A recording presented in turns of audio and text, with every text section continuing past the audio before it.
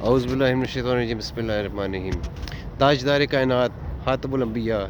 حتیب الانبیاء، امام الانبیاء، اشرف الناس، افصح الناس، اکرم الناس، حضرت محمد مصطفیٰ صلی اللہ علیہ وآلہ وسلم کائنات کے عظیم ترین ہستی ہیں۔ حضور صلی اللہ علیہ وسلم نے فرمایا، اللہ نے سب سے زیادہ کائنات میں عزت مجھے دی، انبیاء پہ سب سے زیادہ عزت مجھے دی، اولین آخرین میں عزت سب سے زیادہ مجھے دی، اللہ کے سب سے زیادہ قریب میں ہوں، اللہ کو سب سے زیادہ جاننے والا میں ہوں، اللہ سے سب سے زیادہ ڈرنے والا میں ہوں۔ حضور صلی اللہ علیہ وسلم نے فرمایا، شفاعت کے دروازے میرے لیے اللہ سب سے پہلے کھولے گا، مجھے سب سے پہلے شفاعت کی اجازت دی جائے گی، سب سے پہلے میری قبر کھلے گی، میں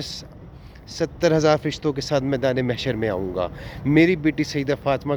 کو قیامت کے دن جب کہا جائے گا کہ انہی کے لیے کہا جائے گا کہ نظر نیچے کر لو، فاطمہ بنت محمد آ رہی ہیں، انہی کے لیے کہا جائے گا، انہی کے نواسوں کو حضور کے لیے اللہ تعالیٰ نے ان کو جنت کے جوانوں کا سردار بنایا، جامع حسن اور حسین۔ مولا کائنات امیر المومنین فاتح حیبر کے لیے فرمایا کہ علی مجھ سے ہے، میں علی سے ہوں، لحموں کا لحمی، علی میرا گوشت ہے، جسموں کی جسم، علی میرا جسم ہے۔ اور حضور صلی اللہ علیہ وسلم نے فرمایا، میرے صحابہ ستاروں کی مانند ہے۔ حضور صلی اللہ علیہ وسلم نے فرمایا کہ اللہ انصار و مہاجرین کو عزت عطا فرما۔ حضور صلی اللہ علیہ وسلم نے فرمایا کہ میں تمام کائنات کے لیے رحمت ہوں۔ حضور صلی اللہ علیہ وسلم نے یہ بھی فرمایا، تمام کائنات کے لیے ہدایت ہوں۔ حضور صلی اللہ علیہ وسلم نے فرمایا، میں تمام اللہ کی رحمت کا تحفہ ہوں۔ حضور نے فرمایا، میرے بعد کوئی نبی نہیں ہے، میں عاقب ہوں، میرے بعد کوئی نبی نہیں ہے۔ تمام اللہ تعالیٰ نے عزتوں کے تاج میرے سر پہ رکھے ہیں، اللہ نے تمام انوارات کے تاج میرے سر پہ رکھے ہیں، تمام عزتیں اللہ نے حضور کو دی ہیں، لیکن سجدہ وہ رب کو کرتے ہیں۔ حضور نے یہ بھی فرمایا، مجھے اس طرح نہ بڑھا دینا جیسے نصارہ نے عیسیٰ کو بنایا تھا، میں اللہ کا بندہ ہوں، اس کا رسول ہوں، میں اللہ کا بندہ ہوں، اس کا رسول ہوں، میں اللہ کا بندہ ہوں، اس کا رسول ہوں، میں اللہ کا بندہ ہوں۔ مذہب پیر میرے چاہنے بڑا نقطہ ایک عظیم اس پہ ارشاد فرمایا کہ حضرت محمد مصطفیٰ صلی اللہ علیہ وسلم کو صرف بشر نہ کہو، افضل البشر کہو، سید البشر کہو۔ قرآن کی شاید سے کوئی انکار نہیں کرتا، قل انما انا بشر مثلکم، اس کا یہ مطلب نہیں کہ ہم حضور، یہ آیت اس لیے اتاری گئی کہ ہم حضور کو خدا نہ بنا لیں، خدا جیسا نہ سمجھ لیں، خدا کا جیسے عیسائیوں نے کہہ دیا تھا عیسیٰ خدا کا بیٹا، اس طرح